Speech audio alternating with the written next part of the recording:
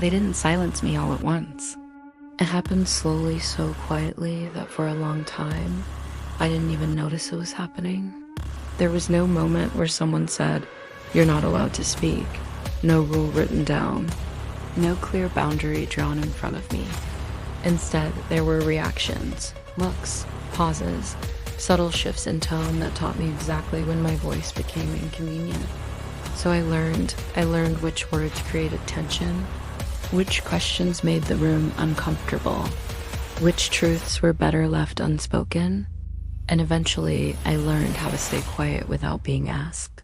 If this story is touching you, comment below where you're watching from and what time it is there. At first, silence felt like a choice. I told myself I was being careful, considerate, strategic. I thought I was avoiding unnecessary conflict, protecting relationships, keeping things stable.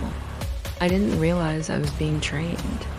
Every time I spoke up and the response was dismissal, interruption, or discomfort, I adjusted.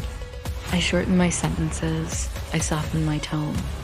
I learned how to preface everything with explanations so no one would feel challenged. And when even that wasn't enough, I stopped saying certain things altogether. Not because they weren't true, but because they weren't welcome. Over time, the space I occupied grew smaller. I was still present, still contributing, still involved, but only within invisible limits I hadn't agreed to. They didn't need to silence me loudly. My cooperation did that for them. I started to feel it in my body before I could name it. A tightening in my chest when I wanted to speak. A hesitation that appeared automatically, even when I had something important to say. I would rehearse sentences in my head and then abandon them halfway through. I would notice moments pass where my voice should have been and feel relief mixed with regret. Relief that I hadn't caused friction. Regret that I hadn't been honest. That internal conflict became my normal. And then one day, something small happened. So small, it almost didn't matter. Someone interrupted me mid-sentence.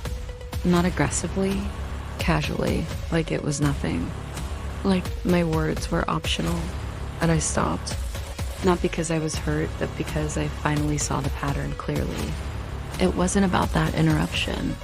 It was about everything that came before it.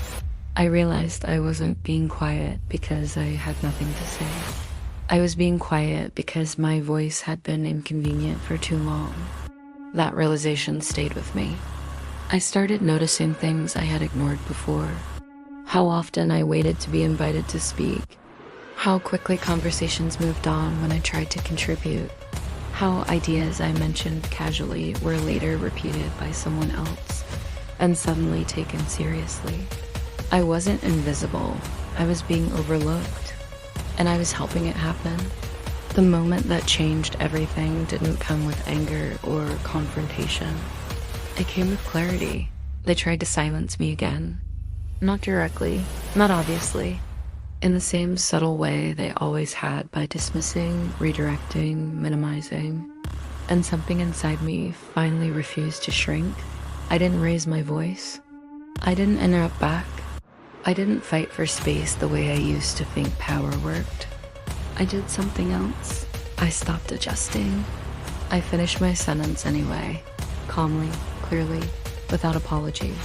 The room shifted. It wasn't dramatic. No one reacted strongly. But I felt it, the subtle discomfort that appears when a dynamic changes unexpectedly. Someone tried to redirect the conversation. I didn't follow. Someone spoke over me. I kept going. And for the first time, I didn't rush to soften what I was saying. That was the moment I understood something important.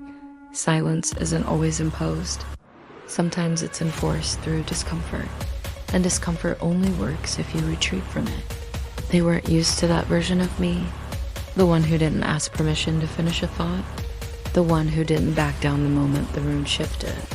I wasn't aggressive. I was present. After that, things felt different. Not easier, but clearer. I noticed how often silence had been expected from me, not requested. How much of the peace I was protecting had been built on my restraint. They tried again later, a dismissive comment, a subtle joke. a suggestion that I was overreacting. This time, I didn't argue. I asked a question. Why do you think that? The room went quiet. Not because the question was loud, but because it exposed something no one wanted to look at. That's when I realized what I had actually done. I hadn't become louder. I had become unignorable. They tried to silence me by making my voice inconvenient. So I stopped making it convenient. That shift didn't make everyone comfortable. In fact, it did the opposite. Some people grew distant. Others became defensive. A few tried to frame my change as attitude, sensitivity, or conflict. I let them. Because I finally understood this, when people benefit from your silence, they will resist your voice. That resistance isn't proof you're wrong. It's proof something has changed. I didn't explain myself the way I used to. I didn't rush to smooth things over. I didn't apologize for taking space that had always been mine, and something unexpected happened. The silence I had been carrying disappeared. Not because everyone suddenly listened, but because I was listening to myself again. I noticed how my body felt lighter, how my thoughts felt clearer, how I no longer rehearsed conversations before they happened. I wasn't racing anymore. I was grounded. They stopped interrupting me as much. Not because I demanded respect, but because I no longer retreated from discomfort. That's when the power shifted, not dramatically, not loudly, but permanently. Power doesn't belong to the loudest person in the room. It belongs to the one who stays. If you're rewatching this and you've felt your voice shrink over time, if you've learned to stay quiet because it felt easier, safer, more convenient, know this. You don't need permission to speak. You don't need to earn space. And you don't need to fight to be heard. Sometimes the most powerful thing you can do is stop cooperating with your own silence. They tried to silence me, so I stopped making myself small, and that changed everything.